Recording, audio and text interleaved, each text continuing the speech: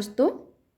मैं डॉक्टर अंजलि आज मैं आप लोगों को बताऊंगी आईवी फ्लूइड के बारे में कि आईवी फ्लूइड क्या होता है, क्या काम आता है और आईवी फ्लूइड की हमें क्यों ज़रूरत पड़ती है। आईवी की जो फुल फॉर्म है इंट्रावेनस होता है। जो आईवी क्या काम आता है, सबसे इम्पोर्टेंट चीज़ है कि जिसके माध्यम से हम कोई लिक्विड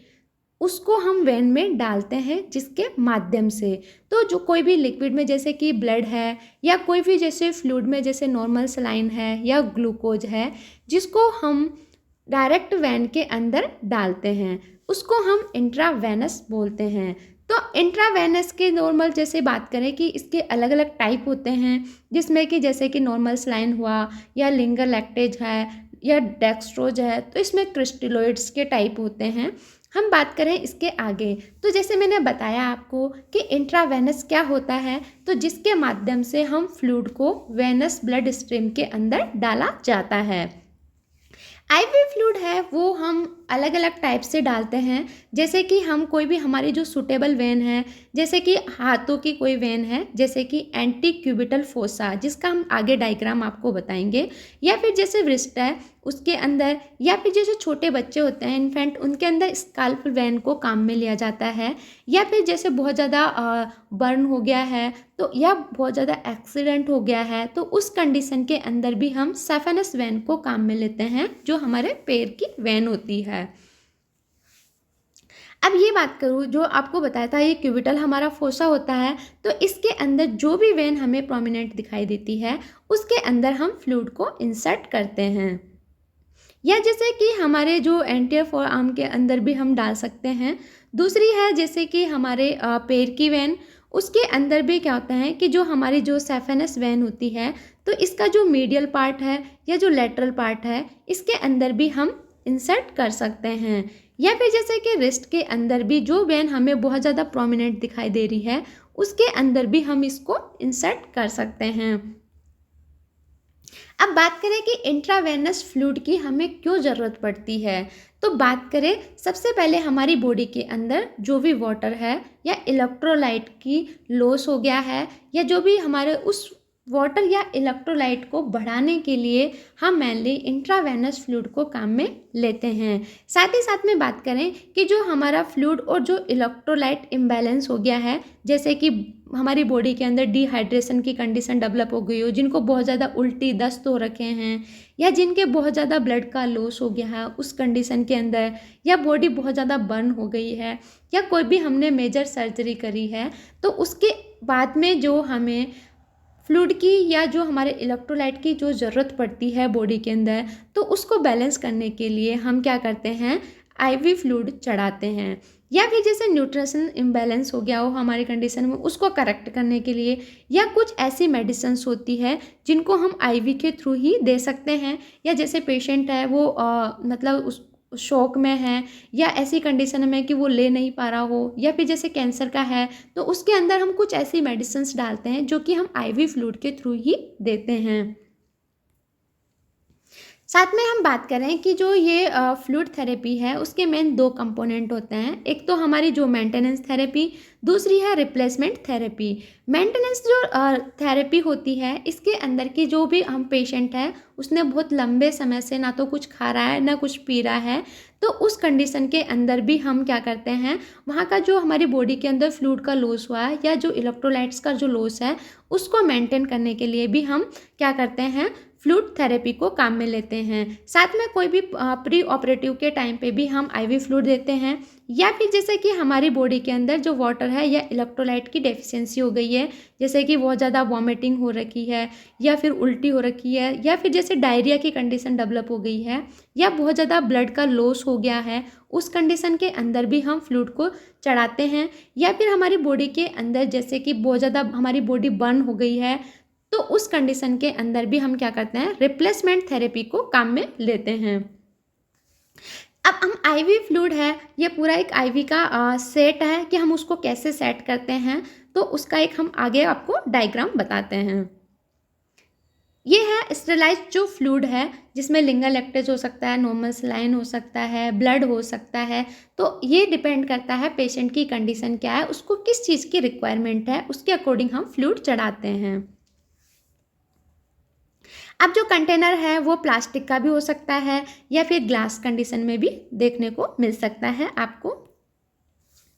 अब जो हमारा जो आईवी सेट होता है, उस आईवी सेट के अलग अलग पार्ट होते हैं, इसको हम आगे आपको डायग्राम में क्लियर करते हैं। ये हमारा आईवी सेट है, इसके जो पार्ट्स होते हैं, इसके अंदर हम आपको बता दें, ये ड्रिप चैम्बर होता है और ये होता है रोलर क्लैंप। इसके अकॉर्डिंग हम जो हमारी ड्रॉप है या उस हमारी जो फ्लो रेट है उसको सेट करते हैं कि हमें जो फ्लूइड है वो कितनी मात्रा में चढ़ाना है। साथ ही साथ में इसमें जो फिल्टर चैम्बर होता है या फिर जैसे कि जो आगे की तरफ है वो हम कैनुला डालते हैं, ये साथ में हम इन पे डिपेंड करता है। ये प्रोटेक्टिव शीट होती है जिसको हम फ्लूइड के अंदर पुश करते हैं।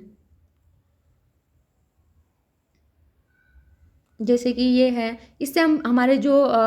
ड्रॉप है उनको मेंटेन करते हैं, फ्लो रेट को। ये जो चैम्बर होता है फ्लूइड थेरेपी का, साथ में ये होता है, इसको हम क्या करते हैं उसके अंदर डालते हैं जो फ्लूइड है उसके अंदर, और ये होता है वो हमारे कैनुला के अंदर हम सेट करते हैं। अब जो नीडल है और जो कैनुला है, तो नीडल के अंदर भी जो वेनस सक्शन सेट होता है वो उसमें जो नीडल की जो साइज होती है, गेजेज होती है, वो अलग अलग टाइप की होती है। 14 नंबर की, 16 नंबर की, 21 नंबर की और 33 नंबर की। तो ये अलग अलग साइज होती है, तो पेशेंट की कंडीशन पे डिपेंड करता है कि वो बच्चा है या उसकी एज कितनी है, या एडल्ट है या ओल्ड एज है। साथ में अगर हम बात करें कैनुला, कैनुला को हम कलर के अकॉर्डिंग उसकी साइज अलग अलग होती है।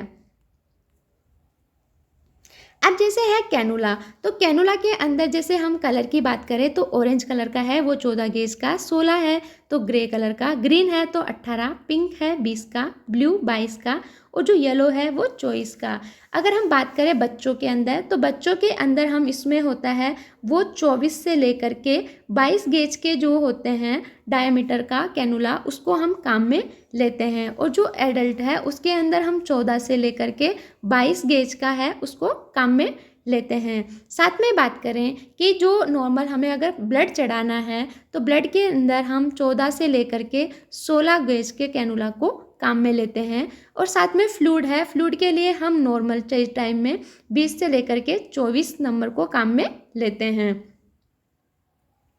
साथ में बात करें कि जैसे जैसे इसका जो डायामीटर कम होता है तो उसकी जो फ्लो रेट होती है वो बढ़ती जाती है। ये हम वैन के अंदर है, तो ये विंग साइप का कैनुला है, इसको हम अंदर इंसर्ट कर रहे हैं। ये इसका आगे का माउथ होता है, ये इसका आगे का माउथ होता है।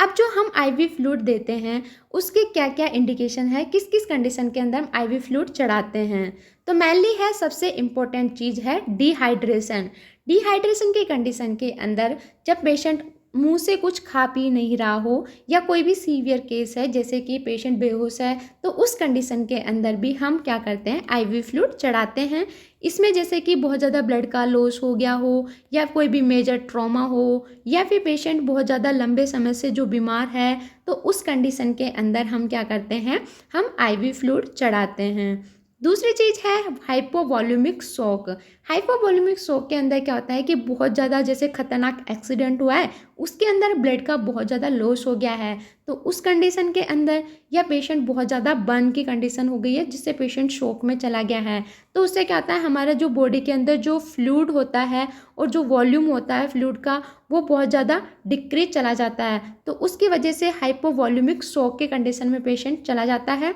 तो उस हाइपोवॉल्यूमिक शॉक को ठीक करने के लिए हम नॉर्मल क्या करते हैं आईवी फ्लूइड को काम में लेते हैं।